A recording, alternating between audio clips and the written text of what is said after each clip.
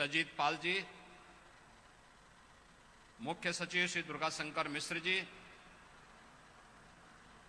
अवस्थापना और औद्योगिक विकास के आयुक्त श्री मनोज कुमार सिंह जी, प्रमुख सचिव अवस्थापना एवं औद्योगिक विकास अनिल कुमार सागर जी,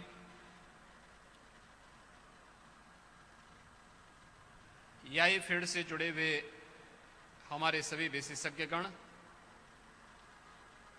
और प्रदेश के हमारे सभी युवा साथियों, कल आपने इसी सभागार में नए भारत के नए उत्तर प्रदेश की एक तस्वीर को देखा है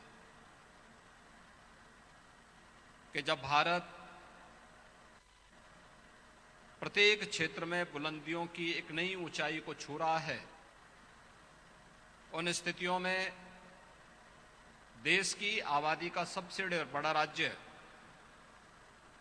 अपने आप को पीछे नहीं रख सकता। देश की आबादी का हर छठा सातवां व्यक्ति उत्तर प्रदेश के अंदर निवास करता है। इस 25 करोड़ आबादी की आशा और आकांक्षाओं को पूरा करने के लिए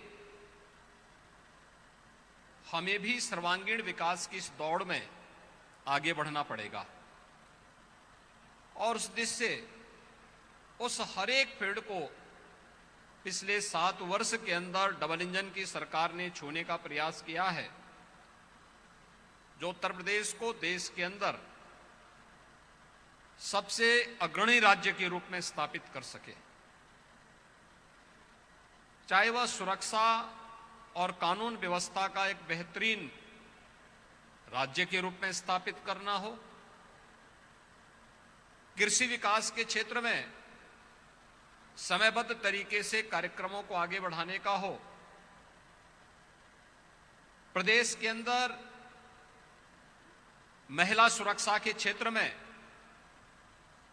समयबद्ध तरीके से कदम उठाने के कार्यक्रम रहे हों, या फिर अधिक से अधिक नौकरी और रोजगार के लिए शासकीय क्षेत्र के साथ साथ निजी क्षेत्र में भी इन संभावनाओं को हम आगे बढ़ा सकें, इसके लिए प्रदेश को चतुर्थ औद्योगिक क्रांति की ओर हम समय से पूर्व ले जाने के लिए तैयार कर सकें। इसके लिए इंफ्रास्ट्रक्चर के अलावा उन सभी सेक्टर से संबंधित पॉलिसीज को समयबद्ध तरीके से आगे बढ़ा करके हम भारत के विकास की ग्रोथ इंजन की अपनी भूमिका का निर्वहन कर सकें।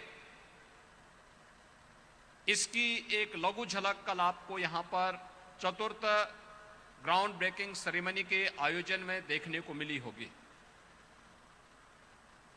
मुझे याद है जब हम लोगों ने पहला ग्राउंड ब्रेकिंग का अपनी सेरेमनी यहां आयोजित की थी, उस समय हमारे पास निवेश के कुल प्रस्ताव जो आए थे उनमें से मात्र 61,000 करोड़ रुपए को हम लोग जमीनी धरातल पर उतारने में सफल हो पाए थे। और जब चतुर्थ ग्राउंड ब्रेकिंग सेरेमनी का आयोजन कल संपन्न हुआ है, तो इस अवसर पर उत्तर प्रदेश ने 10,24,000 करोड़ रुपए से अधिक की परियोजनाओं को जमीनी धरातल पर उतारने के एक बड़े आयोजन को आगे बढ़ाया है। ये 10,24,000 करोड़ 35 लाख युवाओं को सीधे सीधे नौकरी के साथ जोड़ने का एक अभियान है और इस फील्ड के जो अनंत संभावनाएं हैं, इस क्षेत्र में उन अनंत संभावनाओं को आगे बढ़ाने के लिए उत्तर प्रदेश के इन प्रतिभाशाली युवाओं को उन्हीं के प्रदेश में कार्य देकर के देश के विकास में वे अपना योगदान दे सकें। इस दृष्टि से जिस फील्ड में हमारे पास संभावनाएं हैं, उनमें से आर्टिफिशियल इंटेलिजेंस एक महत्वपूर्ण क्षेत्र है। आपने देखा होगा, इसको लेकर के हम लोगों ने 2022 में आईटी एंड आईटीएस की अपनी एक पॉलिसी भी हम लोगों ने प्रदेश के अंदर लॉन्च की थी। इस फील्ड में पहले से जो लोग कार्य कर रहे थे, आज यूपी डाटा सेंटर का एक हब बनने जा रहा है। 3 डाटा सेंटर वर्तमान में या तो स्थापित हो चुके हैं या स्थापित होने की अंतिम प्रक्रिया के साथ जुड़ रहे हैं, और 8 नए, कुल मिलाकर के 8 नए डाटा सेंटर यूपी के अंदर बन रहे हैं। उत्तर प्रदेश के अंदर जहां पर कभी इस प्रकार की संभावना नहीं थी, आज वह यूपी के अंदर संभव हो पा रहा है। यहां पर माइक्रोसॉफ्ट का हो, HCL का हो, या ये बैठे हुए जो हमारे अलग अलग इस फील्ड के प्लेयर हैं, इन लोगों ने भी यूपी की इन संभावनाओं को देखा होगा।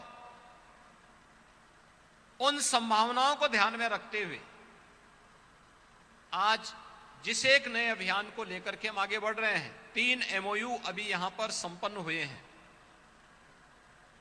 और मुझे तो अच्छा लगा कि कल प्रधानमंत्री जी ने शिलान्यास का कार्यक्रम किया। इलेक्ट्रिक व्हीकल की जो यूनिट यूपी के अंदर लखनऊ में लगने जा रही है, उन्होंने अपने कार्य को भी प्रारंभ कर दिया है। आज से ही हम लोग, इससे पहले मैं लखनऊ में उसी सेंटर में उस कार्यक्रम में गया था जहां पर उन लोगों ने, उनकी पूरी टीम आकर के वहां काम करना प्रारंभ कर दी है। यानी हमें आज के दिन पर केवल स्केल को ही नहीं देखना है कि हम दुनिया के अंदर, भारत के अंदर सबसे बड़े राज्य हैं, यानी आबादी के अनुसार सबसे बड़े राज्य हैं। हमारे पास स्केल था, उस स्केल को आदरणीय प्रधानमंत्री जी के मार्गदर्शन में स्किल में बदलने के लिए हमारे इंस्टीट्यूशन ने एक अच्छा रोल अदा किया। लेकिन उस स्किल को स्पीड भी चाहिए, और स्पीड के लिए हमें डिजिटाइजेशन को अपनाना ही होगा, और इसमें आर्टिफिशियल इंटेलिजेंस आपकी बहुत बड़ी मदद कर सकता है। ये केवल एक फील्ड में नहीं, जैसे यहां पर अभी इमानी जी ने अपने प्रेजेंटेशन में भी कहा, यहां पर उन्होंने कहा अलग अलग फील्ड है, एग्रीकल्चर में, मेडिकल में, एजुकेशन में, जीवन के उस अलग अलग फील्ड में आप इसका उपयोग कर सकते हैं। ये तो उपयोग करने वाले पे निर्भर करता है कि वह किस रूप में इसको लेता है।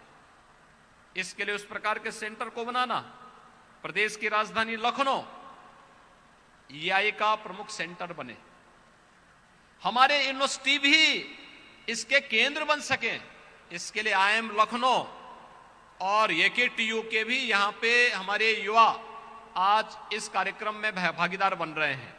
और मैं चाहूंगा कि जैसे हम लोगों ने गौतम बुद्ध विश्वविद्यालय ग्रेटर नोएडा को इसका एक केंद्र बनाने की दिशा में एक प्रयास प्रारंभ किया है, वैसे ही हम अलग अलग केंद्रों को अभी से तैयार करके भविष्य की उन संभावनाओं को, जो लाखों नौजवानों के लिए नौकरी उनके घर में, उनके जनपद में उन्हें उपलब्ध कराने की इन संभावनाओं को आगे बढ़ा सकते हैं, वह संभावना हम लोग इसके माध्यम से दे सकते हैं। कार्य को और आसान कर सकते हैं। बहुत आसान हो चुका है, तकनीक का उपयोग करते करके कितना बड़ा कार्य हो सकता है, हम लोगों ने पिछले 7 वर्ष के अंदर देखा है।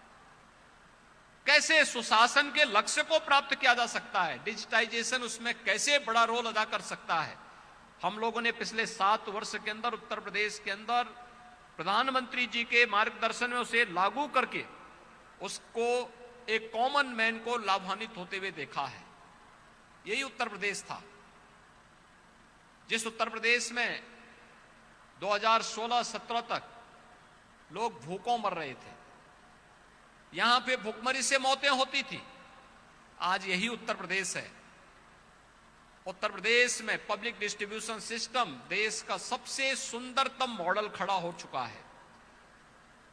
पॉइंट सेल मशीन के माध्यम से हम एक जगह स्क्रीन में प्रदेश के अंदर सभी 80,000 फेयर प्राइस शॉप की मॉनिटरिंग एक जगह से कर सकते हैं और देख सकते हैं कि हर लाभार्थी को उसके अनुसार खाद्यान्न प्राप्त हो रहा है कि नहीं हो रहा है।